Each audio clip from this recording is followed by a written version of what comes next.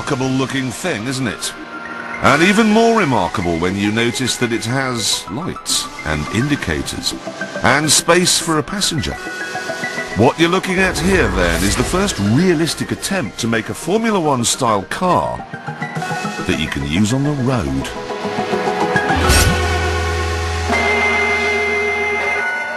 It hasn't had a particularly easy birth.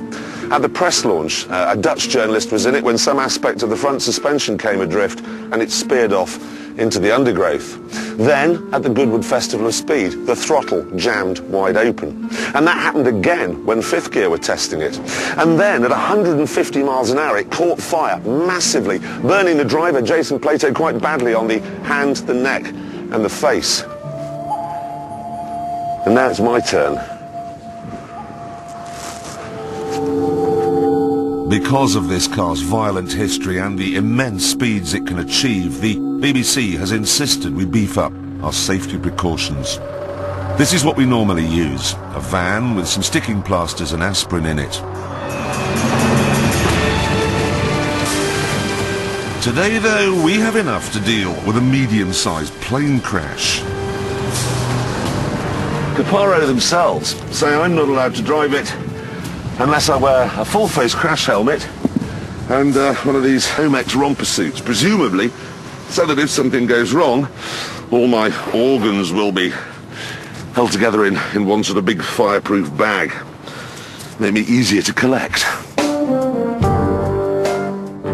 So, everything is in place. I'm in. So first of all, we have to put the steering wheel on. Goes on the other way up. That's what it does. Seat belts. Right. Arm the fire extinguisher system. Master switch on. Ignition. It's a road car, so it'll probably be quite quiet. Here we go. No, it isn't quiet. If this all goes wrong, I'll do the Team America secret signal. Okay, horn works. Here we go.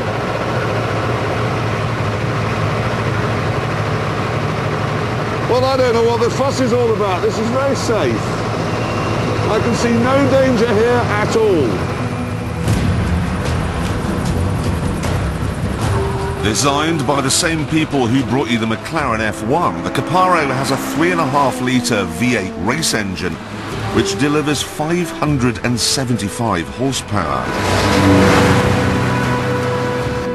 That is a huge amount in a car that weighs about the same as a patio heater. As a result, it has twice as much brake horsepower per tonne as a Bugatti Veyron. Twice as much! In a road car, that is a truly terrifying prospect. So far though, all four wheels are still on, yep. The throttle has not jammed open, and there is no flare. So, goodbye safety people! Oh my God, God almighty!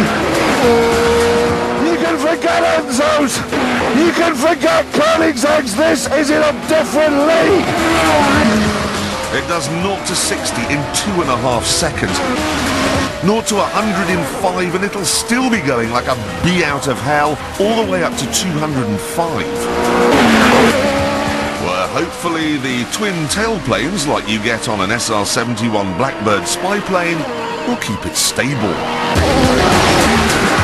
And I'm braking! Oh God! You couldn't stop more quickly if you ran into a tree! Here we go again! To experience anything like this, you would have to be in a Formula 3000 car! This is acceleration like I have never, ever experienced! And then the floor came off. I'm going to do the secret signal.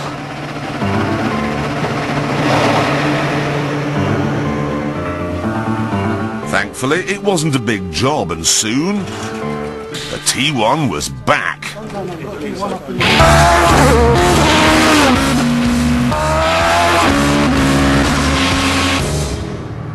And then there was a problem with the fuel. Wasn't turning out to be very reliable, this. And then there's the price. I don't really know how to soften the blow on this, so I'll just come straight out with it. It's £235,000. Really then, the only people fit, brave and rich enough to buy such a car are Premiership footballers. I'm sure Mr. Rooney will like the speed and the looks very much, but he's in for a nasty surprise when he gets it back from the menders, because this is about as good at taking corners as he is. Oh no, that is a lot of understeer. Oh, that is a lot of understeer there. Put my foot on the power, but there's so much power in this, I'm just going to spin out. Oh God, this is a disaster.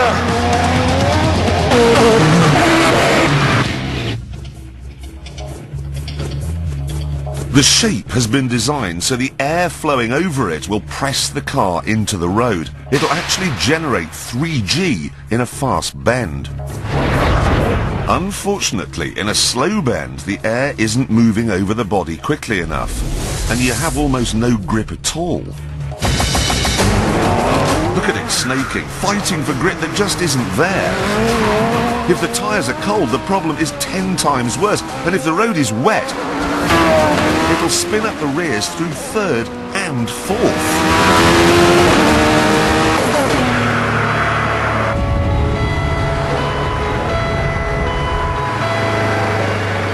If you try to go around a normal roundabout at a normal speed in this, you're going to have a huge accident. When this thing goes on sale, there isn't going to be a ditch in the land or a hedgerow that isn't full of Premiership footballers, all broken and on fire. Because of this car, I wouldn't be at all surprised if Grimsby Town won this year's FA Cup.